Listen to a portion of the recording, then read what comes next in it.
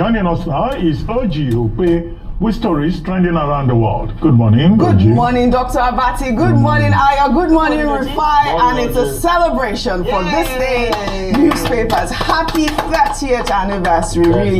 Really such a great news. I mean, we were supposed to do the anniversary today. We moved it to the 27th, I mean the anniversary ceremony. Yeah. So now it's going to be Monday the 27th for the awards to be handed out. I mean, I believe that some awards will be given in Davos tomorrow. Yes. I mean, we have the likes of Ngozi Okonjo-Iweala that will be there, probably in Davos, right? Yes. And, you know, I hope that Benedict Orama will be there. So we really will continue to arise and shine as always. Congratulations, Dr. Abati. How long have you worked with this day? I see your column is it Monday or Tuesday? Or Tuesday, every Tuesday. You're an ancestor. This day, you're collecting salary.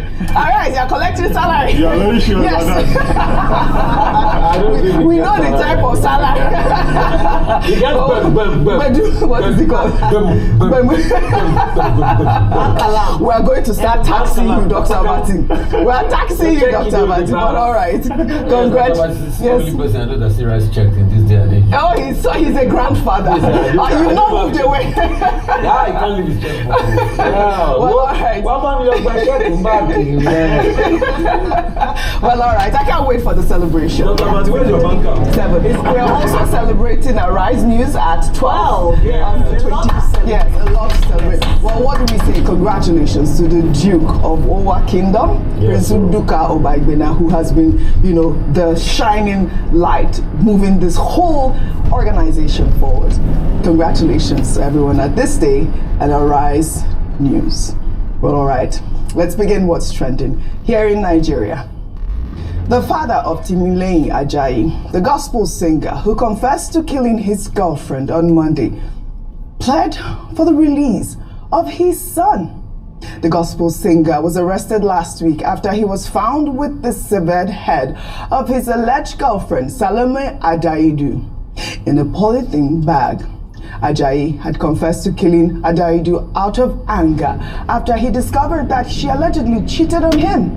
He also admitted that he was not remorseful about killing her. Well, Ajayi's father, during an interview on Monday, pled with the Nigerian government to intervene and help his family resolve the matter. When the government make them help me, make it the matter as I do. I beg. It'd be very hard to be a father of a man like that. I mean, you would hear the outrage of Nigerians saying, didn't you hear your son say that I'm not remorseful? Didn't you hear your son describe the horrific manner in which he cut off his girlfriend's head in the bathroom? I saw this story when I was away and I was appalled that this sort of, you know, madness is happening in our society. I mean, we hear it, you know, abroad. We hear these sort of people that are deranged doing this sort of madness. But I mean, what are your thoughts on this? Right, so I mean, I want to say that yes, you say it's difficult to be a father or a mother, a parent. They say that even when a child, no matter how bad a child is, he can still go home. He's still you can't throw him away. But in this instance, in the spirit of fairness and justice, I think this father did wrong by asking and pleading that they should help him beg Nigerian government. They should beg him to have spoken or raised his son well so that he would not go around killing other people's children. What should Salome's father do at this point if he's begging? I think what the mother said is better, which is like she puts it in the government's hand, whatever they would do. These are the kind of, I'm sorry to say, parents who would shield a child that is doing wrong, all in the bit to say that, this is my child. I can understand the sentiment of it, but the truth is that a life has been lost. Yes. The least we can do is allow the law take its course, and if he's found guilty, then he should face the full wrath of the law, especially because he has shown such that's the guy. By the way, he's not a gospel singer. Please, let's be guided. No. What he released a song. He's a motivational speaker. Please. Okay, so just because he released a song, he cannot be qualified. He can't be qualified. What did he do as a god? What has he done? Anyway, Did he self-describe himself? Oh no, that's what he's known as. Well, let me not digress. That's Pastor is speaking. Speaking for the glory of No, it's the truth. I have to be honest and call a spade a spade. But the truth is that I hope that this matter will be investigated. I'm still of the opinion that there are people that they need to ask him serious questions, especially if he acted alone or if he has a cartel or a group behind him. I think that's also important to establish. But I do believe that it's time that parents began to take responsibility for their actions, or in terms of their children. It's very important. I wouldn't say no mercy, but what I would say is that let the law take its course. Salome's parents are grieving as well. Absolutely. I mean, Dr. Bati, when I heard his confession, I could swear that he has some mental issues, 101%, because he was not coherent, and it appeared that he was trying to do, cover up in some way. And a lot of people have accused him of some sort of human trafficking, probably being in that gang. Dr. Bati. Well, insanity is one of the grounds for defense in criminal matters. So that will be for his lawyers to prove. So you will need to get a very strong lawyer who is likely to prove insanity if he succeeds in court. Number two is that confession is the strongest evidence that the prosecution needs. He has confessed with his own mouth, and he has also said, he decided to slice the poor lady into pieces so as to hide the evidence. So that confession already indicts him, and it's already been charged to court for culpable homicide, the punishment for which is death. Now, it's for the court process has already started. The father coming to plead with the federal government saying he's begging, that's completely irrelevant to the case. They don't say I beg in the court of law. However, the mother says government should do what it has to do. However, there are some very quick lessons in this. The first is about violence. In his confession, he was saying that he was first attacked by the lady, and then he fought back. And provocation, which is also probably another thing that his lawyers can tender as defense, that he was provoked. Because he said, one, the lady attacked him. Two, he found that the lady was cuckolding him, was cheating on him. So that you may also classify under provocation. But the third point is that on no grounds should anybody embrace violence. Couples, boyfriends and girlfriends should learn from this to see that, look, violence has no purpose, because you never know how the thing will go out of hand. It's not compulsory that you stay with a particular woman or with a particular man. It's better to just separate instead of getting to a situation where murder will be involved. Now, about not just two lives are involved. How about the lives of the families that are involved? Absolutely. The agony and all of that. So the father pleading, I think is completely irrelevant to the matter. But it's just, as you pointed out, being a father, that matter that is already before the court. He's already been remanded in Lafayette Correctional Center, and the case will come up. He will be properly arraigned as the court had already directed. And my heart goes out to the family members. I mean, really, Salome's soul, may her soul rest in peace. So, a couple of things. I want to look at it from the slant of relationships in the first place. And a lot of things he has said. The sad part is Salome cannot come and state her own part. She can't now. So when he says violence, Salome is there. She can't come and state if actually she used violence, because there are always two sides of the story. So we take what he said, whatever he said, with a pinch of salt. But the most important thing, he ever had evidence is that he had seen this. And we cannot even divulge the fact that Nigeria has a thriving ritual killing sector. In fact, it's an economy on its own, ritualists. And that's why you see some of us, when they are saying they are rebasing an economy, and they say they want to add all these illegal sectors, maybe it's going to give off to them, which I do not like. And that's why, yes, the MBS has said prostitution and some other things on the economy, but let's also be careful. Because Nigeria has a thriving banditry sector and ritual killing where people's body parts are being sold for ritual killing. So that's one point. And we must try as much as possible to destroy such gangs. Because there's a gang that does things like this. I mean, we remember from the days of Clifford Orgy and the likes. That's number one. Number two, with relationships, maybe it's time. And once you start to get serious with somebody, I think it's good for spouses to go on mental examination. And I say that for a reason. Because a lot of people increasingly in relationships are with people that use drugs. That they hide it from people, and the psychosocial, mentality of such individuals cannot be trusted. There are some people that have dated women that you cannot trust the integrity of their psychosocial analysis and things like that. So you are of such individuals for a reason, because a lot of people increasingly in relationships are with people that use drugs. That they hide it from people, and the psychosocial, mentality of such individuals cannot be trusted. There are some people that have dated women that you cannot trust the integrity of their psychosocial analysis and things like that. So you advise therapy? It's not mental evaluation when you are in a relationship. Psychological evaluation of the other party. Because see, you can only speak for yourself. Right. You cannot speak for the other person. It's hard to. And when it happens, so that and there are a lot of people watching me that are in marriages today that they know the person they are with cannot pass the psychosocial integrity test. They are big women or big men, and they are being beaten on the daily. In fact, they've threatened violence against them. So I think that's another part I want to put into it. All right. It's sad that the dead cannot come back to life to tell their really story. All right. Well, my heart goes out to the family. And then Miss Alomis soul rest in perfect peace.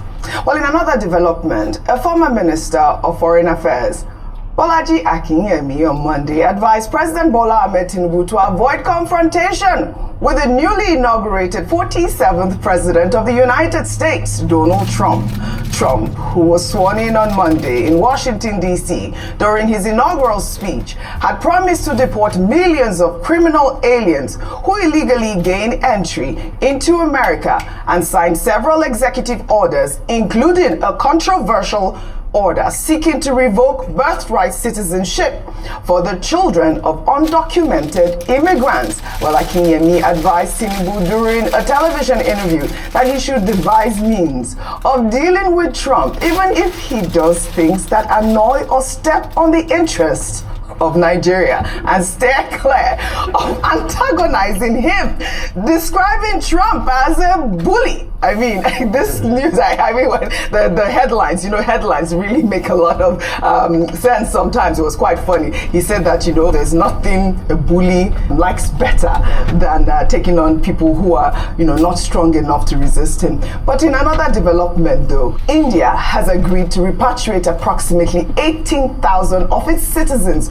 who are living illegally in the United States. Well, according to a Bloomberg report, India is working behind the scenes to appease the Trump administration to avoid a trade war with the U.S. The report states that the two countries have together identified some 18,000 illegal Indian immigrants in the U.S. to be sent back home to align with Trump's immigration policy. I mean, this decision, as you know, reflects both a diplomatic strategy to maintain smooth economic relations and highlights the ongoing unauthorized migration. I just want to read this final one before we discuss on the issue of the executive order signed by Trump to revoke birthright citizenship. A coalition of 18 democratic states in the United States have filed a federal lawsuit challenging President Donald Trump's action. Birthright citizenship is protected by the 14th Amendment, ratified in 1868 after the Civil War, which stipulates that all persons born or naturalized in the United States and subject to the jurisdiction thereof are automatically citizens. The White House issued a statement Monday that the century-old interpretation was misplaced, clarifying that the privilege does not extend to children whose parents are not U.S. citizens. Dr. Abati, we know that this was subject to, interpretation and was definitely going to be challenged by, these attorneys. And I believe that the suit was joined by attorneys from California, Colorado, Connecticut, Delaware, Hawaii, Maine, Maryland, Massachusetts, Michigan, Minnesota, Nevada, New Jersey, New Mexico, and of course New York, North Carolina, Rhode Island, Vermont, and Wisconsin. This is a really big issue, Dr. Abati. Well, 18 states, all these 18 states are democratic states. And what they are saying is that an executive order may have been given, but this is a constitutional matter. The 14th Amendment, which is over 150 years old, And we had made the point here that executive orders do not necessarily represent the law. They are administrative fiats, whether it is TikTok or it is on immigration, and they can be challenged. And this is the first example, being challenged in the courts. The attorneys general of the states that you have mentioned, they filed their case, the suits, yesterday. And also the American Civil Liberties Union has also gone to court. And I see that Nigerians will be most interested in this because of this thing we have, baby delivery tourism. Of course. Many Nigerians, once they are a few months gone, they relocate to the US because of citizenship, or they go to Ireland. They used to go to the UK too, until the UK, put restrictions, say yes, you only become citizen after you fulfill certain conditions living in the UK for a certain number of years. But we'll see what happens with all these challenges, not just on this, but also on other matters on which President Trump has signed the executive order. Number two is Professor Bolaji Akinyemi. Where Professor Bolaji Akinyemi makes President Trump look like the headmaster of the world. And in any case, because the US is the superior power, and Trump himself, the way he carries on, leaves no one in doubt that is the super headmaster of the new global order that is going to influence. Otherwise, President Tinubu, needs no early warning. He's president of a sovereign state. By himself.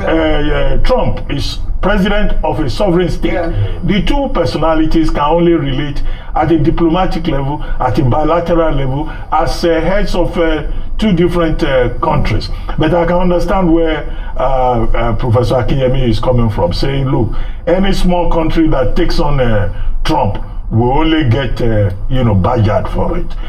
There were other things that Professor Akinyemi said, including the statement that he didn't think President Trump's speech was good. Right. He said it was a rabble-rouser to a mob. Well, he says it was the worst inaugural address that he had ever had in his entire lifetime. He said the best was the one in 1961, or was it 62, by President J.F. Kennedy, and that this one is the worst. Well, people have different opinions. I didn't think that it was a horrible speech, but where President Akinyemi was coming from probably was his objection to, President Trump throwing away the entire legacy of President Biden. But that President Trump poses a threat to the existing global order, where Professor Akinyemi is right in that regard. You recall that during President Trump's first coming, Professor Wole Soyinka tore up his green card and said he will not go to he will leave the US just to allow Trump to impose his will and perform his nonsense. Well, he left after 4 years. I don't know whether Professor Soyinka went back, but this time around that Trump is back. Professor Soyinka is likely to be another person who is likely to say, well, look, he doesn't want America's Trump until he leaves. I mean, Trump's inaugural speech and, most of his executive orders have been, talked about, criticized, condemned, or even hailed. I mean, we touched on a little bit on the Indian story where Bloomberg is reporting that, Narendra Modi is organizing himself already to stand firm with Donald Trump. But also, I wanted to take Bishop Edgar Body's story, who she was actually trending after she urged President Donald Trump to show mercy to immigrants and the LGBTQ community during the Washington National Cathedral's National Prayer Service. She also called for compassion for marginalized groups,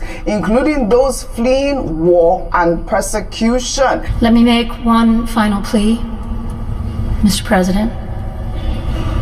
Millions have put their trust in you. And as you told the nation yesterday, you have felt the providential hand of a loving God. In the name of our God, I ask you to have mercy upon the people in our country who are scared now. There are gay, lesbian, and transgender children in Democratic, Republican, and independent families. Some who fear for their lives. And the people who pick our crops and clean our office buildings, who labor in poultry farms and meat packing plants, who wash the dishes after we eat in restaurants and work the night shifts in hospitals, they may not be citizens or have the proper documentation. But the vast majority of immigrants are not criminals. They pay taxes and are good neighbors. They are faithful members of our churches and mosques, synagogues, wadara, and temples.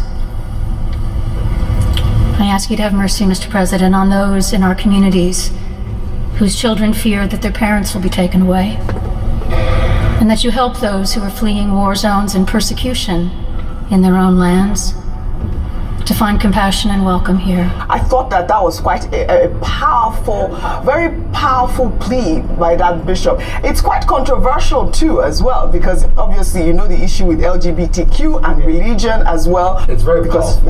And the plea is for those, that need to be included, that needs to be shown mercy. Yes. The what's it called? The people that work in factories that might not be legal. We don't all come into a country legal. Even the Trump that is talking, at some point his parents, his grandparents were from Karlstadt in Germany and they were legal migrants. Even Elon Musk had to naturalize himself. So, but I want to say something very poignant about the Better movement. And I'm not surprised that Trump is using this birthright citizenship thing, because how did Trump become prominent in the political circle? Let's go back. It was for the Better movement, when they were carrying conspiracy theories that Obama didn't have a right to be American president because he was not born in situ. But it goes back, and I want to see what the Supreme Court is going to say, because I know these cases might go up to the Supreme Court. In 1898, there was a case at the Supreme Court, United States versus Wong Kim Ark. Because after it was ratified in the Constitution that birthright citizenship, there was still a lot of discrimination and racism. Black people suffer this discrimination. Some of them, sons of slave born, couldn't even get a chance to still be called Americans. Until the case of this Wong Kim Ark happened in 1898, where he was born in San Francisco. At the age of 21, he went to visit his parents in China. Then he came back. They said he was no longer an American citizen, and he took them up. And the court ruled 6-2 that this should not exclude anybody. So when you look at it, there's already a precedence as regards this, and that's why I'm happy that these states have taken it to court. There's a 5-minute slowdown on Cashier Connector in 300 meters. You are on the best route. You will arrive at 8:37 a.m. He's late. He has a reason for saying that too. Okay. You see, because a lot of Nigerian politicians, they are the ones that will go and do something in America. America has secrets of many of them. So if you do and overdo now, they will just bring your secret out. So let's be careful, and he knows why he's warning. And I also completely 100% agree with him. Trump's speech is one of the worst I've heard as an inauguration speech in America. All right. In 600 meters, take exit 23B toward Dollarden Highway. Application of the outlook of America, very provincialist, very bleak to the world. I mean, we've had better speeches. We've got nothing to fear but fear itself. We've got a signal what you can do for your nation, but what your nation can do for you. We've heard yes we can, but take exit 23B, then merge onto Main Street. One bleak, nationalistic, protectionist, anarchist in nature. This is bringing common sense. A revolution of common sense. Make America great again. A new golden age for America. Golden age of Do you know that some Nigerians have given him names? I'll take it. Continue for 2 kilometers. Nigerians have given Donald Trump names. Well, let's take another story here. President Bola Ahmed Tinubu's son, SEYI Tinubu, has again been endorsed as a potential candidate for the governorship position in Lagos State. The latest endorsement comes from the former deputy campaign manager for Peter Obi and Dati Baba Ahmed in the 2023 presidential election, Isaac Balami, who said that SEYI Tinubu has the fundamental right to run for governor, emphasizing that he is of age and qualified for the position. His statement followed a comment made by an All Progressives Congress chieftain in Lagos, Joe Igbokwe, who criticized the endorsement of Seyi Tinubu by some groups as a potential successor to Governor Babajide Sanwo-Olu. Ayo, I mean, this story has a lot of dynamics. We are seeing APC condemning those supporting an APC guy, Seyi Tinubu, and we are now seeing Labour Party people supporting Seyi Tinubu. But this is not the first time that we are seeing this sort of endorsement from Seyi Tinubu. I believe last week this social media influencer or activist, they call him, a very dark man, also endorsed Seyi Tinubu. What are your thoughts? All right, so anyone has the right to endorse anybody they want to endorse, although it is quite suspicious and interesting when an opposition party member comes out like this to endorse someone from the other party, when they also have their own candidate or someone who is already saying that he's interested to run on the platform of the party. In terms of eligibility, fundamental right of Seyi Tinubu to run for governor of Lagos State, according to the constitution, if he's at least 35 years old, he's Nigerian by birth, and he has a political party that is sponsoring him, then he has the right to, and he qualifies in those areas. When it now comes to the choice, in 400 meters, your destination will be on the right. With his philanthropy, speaking to people. But we know that this issue of Lagos governorship or who will take on the seat has become quite the topic of debate or conversation. A few names have been thrown into their hats into the ring, or have been put up as potential candidates in Lagos State. I think the APC will have a fight on their hands in terms of who. There's, they haven't declared yet, so let me not mention names. But a few people have, been mentioned in different quarters that they might just be interested. But in terms of eligibility, he's eligible. In terms of morality or what you feel, it's up to the Lagosians to determine whether or not, or have to decide at the end. Your destination is on the right. Want this person, but the most important thing is that INEC should also help us as well during the day of election to ensure that the election is free and fair, that the will of the people actually is supreme. Dr. Ate, quick comment. What is the big issue here? In November, the People's Democratic Party, when this whole thing started, said that the PDP in Lagos State will make sure that nobody imposes an inheritance culture at the level of governorship on Lagos State. In other words, they said they will not want a Tinubu dynasty in Lagos State. Since then, some other names have been mentioned as persons who will be interested in becoming governor in Lagos State in 2027. It was in that context that Joe Igbokwe, an APC chieftain, then said, no, people should stop talking about Seyi Tinubu becoming governor. And now you have this Isaac Balami responding to Joe Igbokwe and saying that, look, Seyi Tinubu has every right, he's of age, he's qualified, he has done a lot in Lagos State and all that. Well, in terms of all of that, he's right, it's his opinion. Right. But I think in terms of the way politics works out, it's too early. Whether in Lagos State or in Rivers State, anywhere, for anybody to start talking of who will be governor. Some of the people who joined the race early, will fall by the wayside. And in any case, in Lagos State, they have a very peculiar structure. They have this thing called GAC, an elders committee who decide who will be the next governor. So at the end of the day, until the Babasope crowd of Lagos State takes a decision, you really cannot expend so much energy saying this person wants to be governor, that person wants to be governor. But on the general point about Seyi Tinubu being qualified, well, if he shows interest, why? He can show interest. It is for the people of Lagos State to now decide. As always, roofing on fire. It should not be, nobody should talk about imposition or inheritance or dynasty. As far as I'm concerned, yes, dynasty plays a role in politics. Okay. Money plays a role in politics. And most of these people you so-called think they are people of integrity society. God only knows what they do at the background. So don't be surprised anybody that endorses anybody. If the money is available and the machinery is available, Seyi Tinubu will be governor. It's just here to analyze and say, welcome Governor Seyi Tinubu. You know me, I don't like to deceive myself. And there's no better time to start talking about it now. All right. So when people are talking, you think they don't know what they are talking? There are talks in different quarters about who's going to be governor. next governor of Lagos State is being decided. That's just it. At this moment. Like I said the other time, one man down already in the race. All right. I think after Obasanjo's house this thing, maybe might not have that off again. So people are deciding. Let's not decide ourselves. It's money. Okay. I rules the electoral process in this country. All right. Money rules the electoral process. Governor SEYI TINUBU Abalola. Lagos ID. As a Lagosian, she's speaking as a Lagosian. With due respect. All right. As the voice of Lagosians be louder than the voice of Obasanjo in governance. In the last election, during the presidential election, yes. Was it louder? It will be louder. Was it louder? At the end of the day, let us hope that the Lagosians will decide at the end of the day. All right.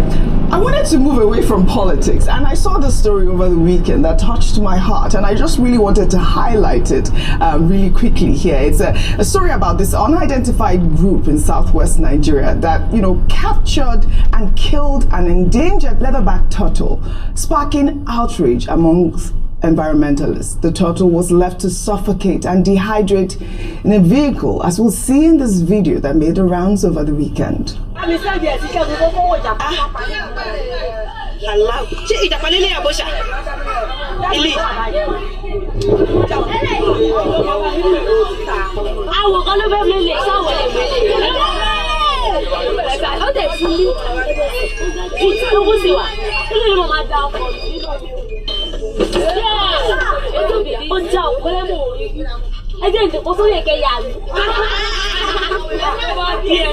Dr. Abati, my heart broke when I saw this over the weekend. This is not the first time we're seeing this sort of incident occur. I mean, we haven't really identified which particular area this incident occurred. I've been trying to take the story since Monday. Your thoughts on this? Well, number one, there are laws on wildlife conservation.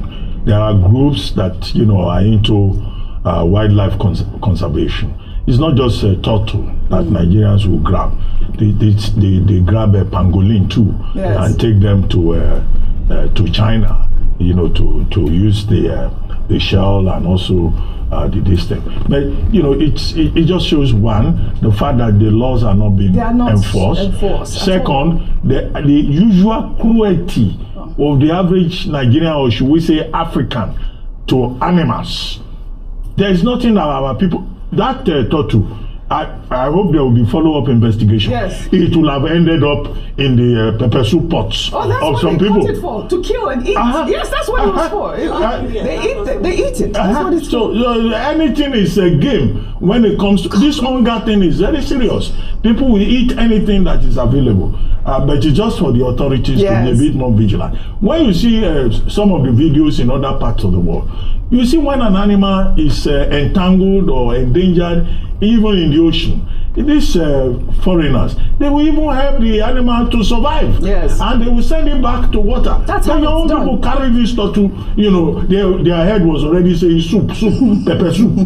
That's just the reality. It is. But I hope that we will improve in our society where it won't be anything that cross that is food. I mean, it shows there is hunger in the land, but really we need to enlighten the public. Yes. This is an endangered species and it should be preserved for our ecosystem, really. We'll take our final story. In the wake of President Donald Trump's inauguration, Kano-based politician and musician Jamilu Majia, who has been a staunch supporter of the United States president, organized a party in celebration of the inauguration. Majia posted the video of the event on TikTok with a caption, "Congratulations, Mr. President." Let's take a look.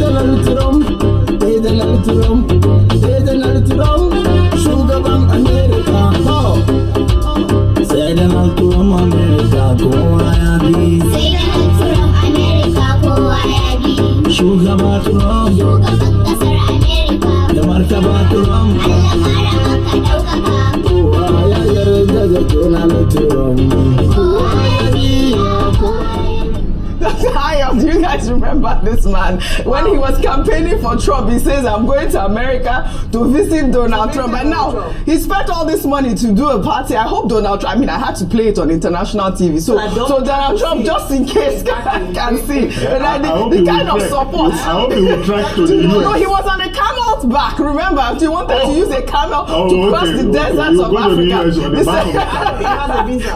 And I won't be deported. Will they give him a visa quickly? We have bigger issues in our country to face. He cannot. You know, it's comic relief. A lot of things things are cruise in Nigeria. But I do hope that, you know, all the best to him and his Donald Trump love. Yes. But the truth is that I think it's just for cruise. It is for cruise.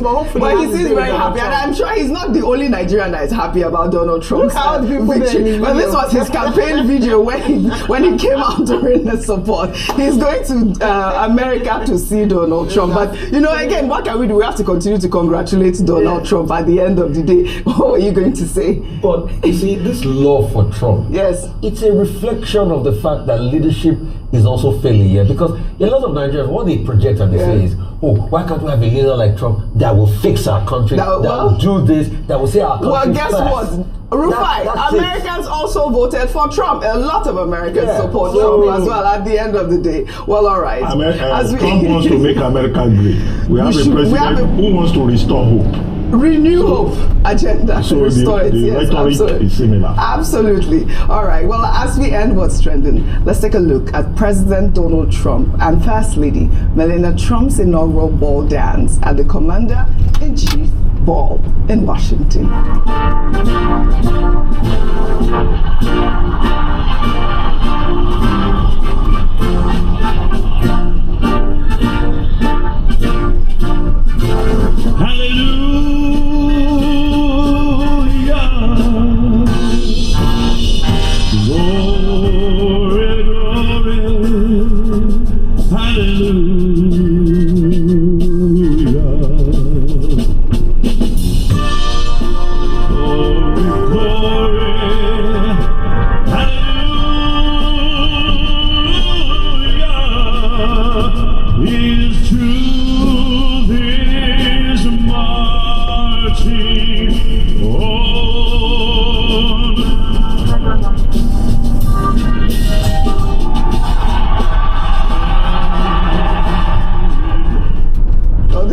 Beautiful to watch, really. Again, Melania Trump remains my favorite First Lady because of her fashion sense. She looks so regal and beautiful. Congratulations to both of them.